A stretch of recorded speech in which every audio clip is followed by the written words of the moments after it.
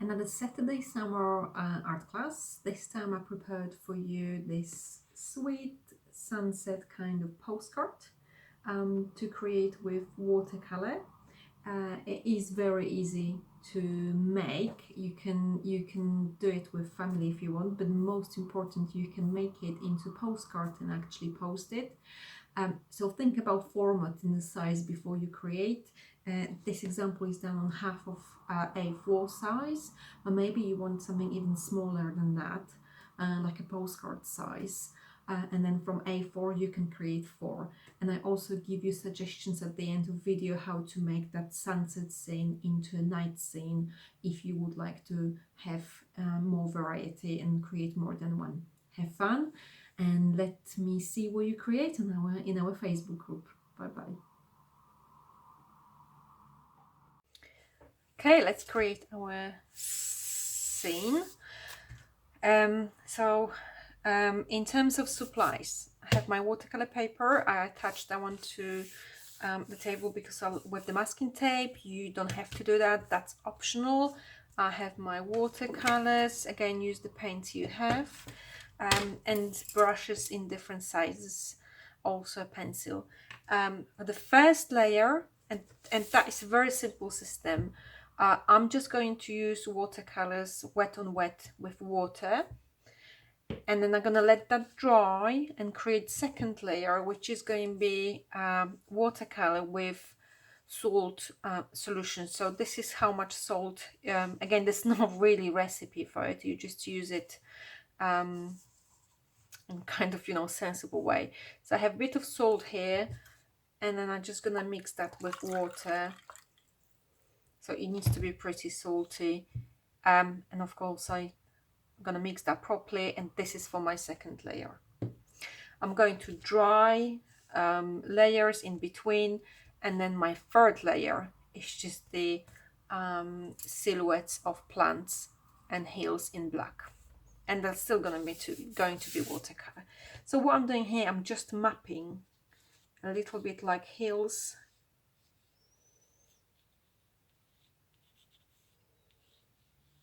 So again, you can do it how you want it. I think I want it a bit more here. Okay, and all that, so don't worry about details, just the outline is going to be in black. Then the biggest area, so I would say 3/4 of the paper size, is going to be orangey, red, yellow sunset or sunrise kind of scene. So that's my area. When I'm mixing paints, I will get it to the edge of the hills, but I'm not really worrying about what's going on here because they'll be fully covered in black later on. So first, the standard layer, just water, plenty of water in the area where I want to create the yellowish, reddish, oranges kind of colors. I'm going to start from the corners and then drag colors to the middle, starting with orange. And look how lovely this is already traveling. Okay, so plenty of water on your brush all the time. Now I'm just getting more water and I'm just spreading that paint. Okay, I'm going to go for, again, wet brush and red, which may look a bit dark when you start, but remember those colors, they're going to fade away when watercolor is dry. And again, look, this is already traveling because paper was wet. I'm adding some drops of water to give it different effect and more movement. And now I'm just going for yellow, more middle section. And it's merging itself. I didn't do a lot here. More yellow. Okay, so a few drops of water. So I'm just making sure it crosses the border of where the hills outlines were. This is my first layer. I'm gonna dry it, and when it's dry I go with my second layer in salty water. So let me dry it. Okay, so this is dry. I'm going to basically repeat the process, but I will use water with salt. I'm going to start with water without salt just to get started. So I'm going to wet the page again, maybe not fully, just in a few areas.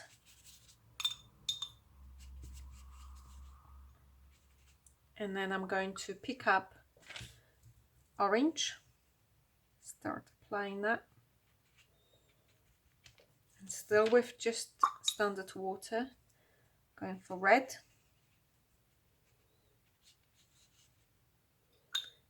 and now yellow. Now I'm going to dip into my salty water, drop some of those drop some of the water directly on paint, and then just use it for painting. So what it does, it allows watercolor to move differently because salt is pushing the paint away, so it gives you more interesting effects than just working with normal water. You can see, so you can splash as well, and that will create a bit of like a cloudy effect. So that's my second layer, and again I'm gonna dry this fully. You can also use tissue when you feel there is just too much puddle, and then always come back to paper with more color. As long as you have watercolor paper, which I would recommend if you work on watercolor, it will take quite a lot of water. I feel like I need more yellow in the middle.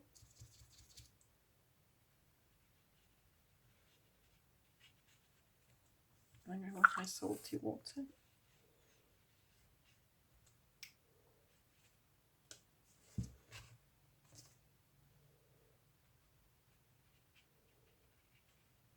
Okay, let me dry it and see if we can work on heels.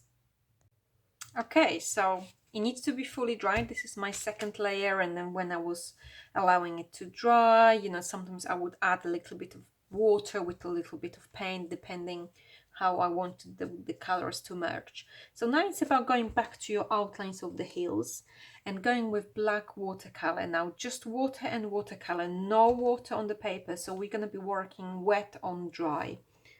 And first I'm going to outline the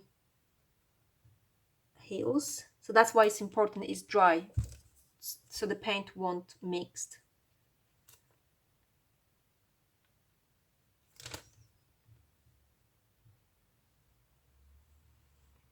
So this is where my heel is, and now it's just about covering that first with black paint, a solid coverage. I'm trying to get paint, not too much water on my brush, just water to get the watercolor going, but it's different way of working with watercolor, so don't put too much water because you are working on covering that paper fully. Now it's getting too dry, so I'm just going to get a bit of water back into my paint, more paint because it's just too watery. You can use bigger brush if you want for that part to speed it up.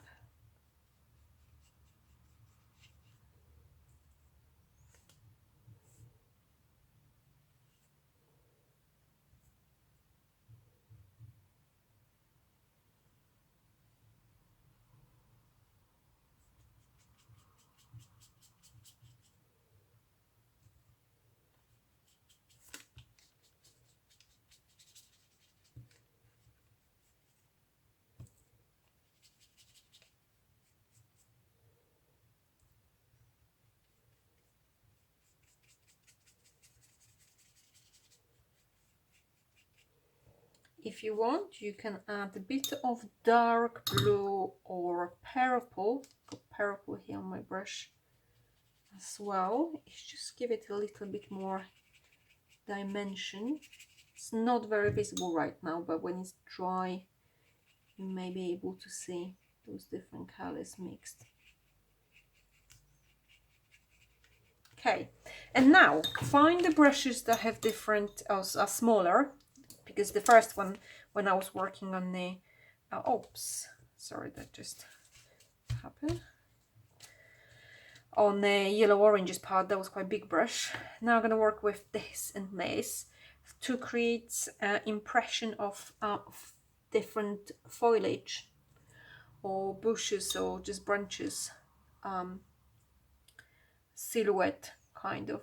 So what I'm doing, I'm getting my brush, and get yourself, if you don't feel confident, and it's about, you know, experimenting, see what the brush is doing. So if you press it quite in a, if you start soft and then press it, see what happens. See, so that creates something that's pointy. So I just realized you can't see it, so let me do it here. Something that's quite pointy at the tip, and then it gets wider. So experiment what your brush is doing, you know, how thin can be the line, can it be thicker, can you do some dots, and from all those marks from the brush you can create impression of foliage. So I'm going back with my black paint, and I maybe start from right corner. I'm just creating impression of some plants, grass, giving it, see, with the dots it looks like maybe some flowers on the branches, and be quite delicate with it. Okay, so that's my first. I'm gonna do something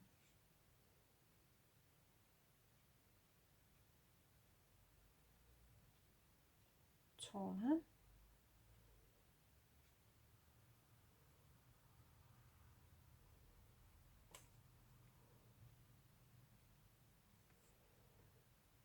Okay, and I do a few short ones here, going down.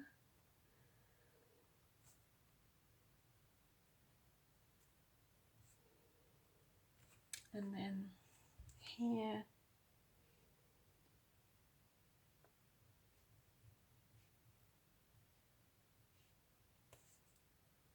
Create something more like a bush or small tree. And remember, the further your branch is going, the thinner it is. So that's maybe pointing down here.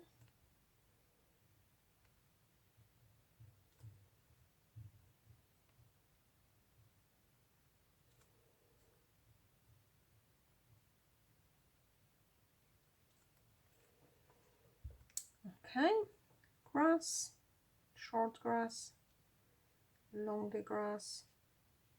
And remember for grass to overlap it into different directions, so it's more dynamic, not just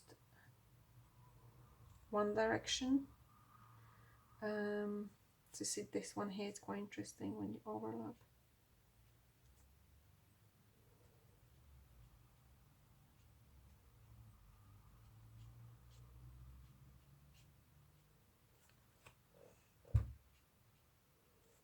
Okay, and the last finishing touch, if someone wants, you can do some birds as well. Some people like to do more just a gentle indication of some lines coming out of plants. It's really up to you. Okay. It's hard to decide where it's okay to stop, because I quite like doing that.